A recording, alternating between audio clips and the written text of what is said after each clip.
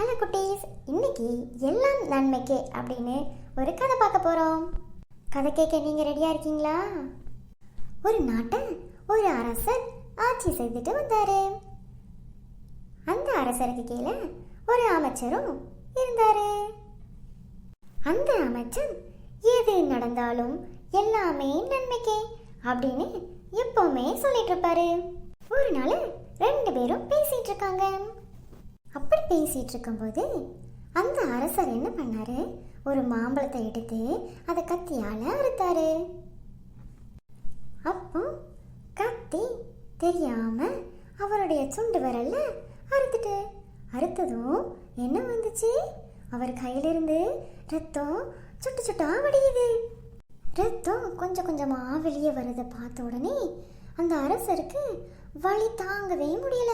ரொம்ப வலியால துடிச்சிட்டு இருக்காரு. இப்போ அந்த நேரத்துல எப்பவுமே அமைச்சர் என்ன சொல்லிட்டு இருப்பாரு, அரசே எல்லாம் நன்மைக்கே அப்படின்னு சொல்லுவார்ல, அதே போல இப்போ அரசே எல்லாம் நன்மைக்கே அப்படின்னு சொன்னாரு.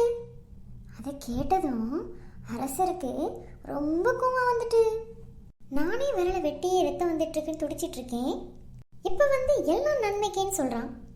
காவலர்களே இங்க வாங்க, அவனை போய் சிறையில் போடுங்க அப்படின்னு உத்தரவு கொடுத்துட்டாரு. அந்த காவலர்கள் அரசர் உத்தரவு கொடுத்த மாதிரி அமைச்சரை கொண்டு போய் சிறைச்சாலையில அடைச்சிட்டாங்க. அப்பவும் அந்த அமைச்சர் எல்லாமே நன்மைக்கே அப்படின்னு சொல்றாரு. இப்போ ரொம்ப நாளாயிட்டு அந்த அமைச்சர் அந்த சிறைச்சாலையிலேயே இருக்காரு. நாட்கள் கொஞ்சம் கொஞ்சம் கொஞ்சமா ஓடிட்டு இருக்கு. வேட்டையாடுறது ரொம்ப பிடிக்கும் அந்த அரசருக்கு. அப்போ அந்த அரசர் காட்டுக்கு தனியா போறாரு. போகும்போது அந்த காட்டுல வாழ்ற மலைவாசிகள் எல்லாரும் அவங்க வணங்குற காளிக்கு பலியிடுறதுக்காக ஒரு ஆளை தேடிட்டு இருக்காங்க. அப்போ இந்த அரசர் அவங்க கிட்ட மாட்டிக்கிறாரு. அங்க வந்த கோவில் பூசாரி பலி கொடுக்கறதுக்காக மலைவாசி கொண்டு வந்த அந்த அரசனை முழுமையா பரிசோதிட்டாரு.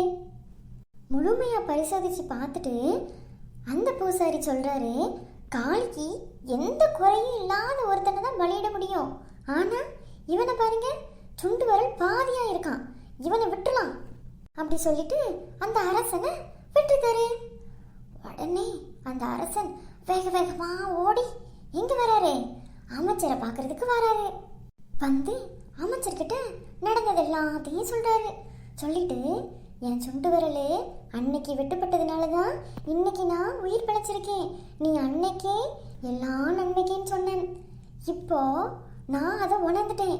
உன்னை நான் அந்த சிறைச்சாலையில் தூக்கி போட்டுட்டேன். அதுக்காக உன்ட்ட ரொம்ப மன்னிப்பு கேட்கேன் அப்படின்னு அந்த அமைச்சரை பார்த்து அரசர் சொல்றாரு. அப்படி சொன்னதும் அமைச்சர் சொல்றாரு, அரசே நீங்க என்ன சிறையில் அடைச்சதும் நன்மைக்கு தான். எப்பவுமே நான் உங்களை விட்டு பிரியாம இருப்பேன். இப்போ நீங்க சிறையில் அடைக்காம இருந்தா உங்களை விட்டு பிரியாம இருந்திருப்பேன். அப்படி இருந்திருந்தா உங்க கூட நானும் காட்டுக்கு வந்திருப்பேன். அங்க காட்டுல இருந்த மலைவாசிகள் என்ன பண்ணிருப்பாங்க, என்ன கொண்டிருப்பாங்க. இப்போ பாருங்க, அது கூட நன்மைக்காக தான் இருந்திருக்கு. எல்லாம் நன்மைக்கே அப்படின்னு ரெண்டு பேரும் சொல்லிட்டு ரொம்ப சந்தோஷமா இருந்தாங்க.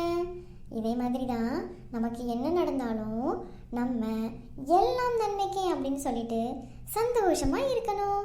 நீங்களும் சந்தோஷமா இருப்பீங்களா குட்டீஸ்? பாய். உங்களுக்கு எங்கள் வீடியோ பிடிச்சா லைக் பண்ணுங்க, ஷேர் பண்ணுங்க, மறக்காம சப்ஸ்கிரைப் பண்ணுங்க. அடுத்த ஒரு கதையில வந்து உங்களை மீட் பண்றேன்.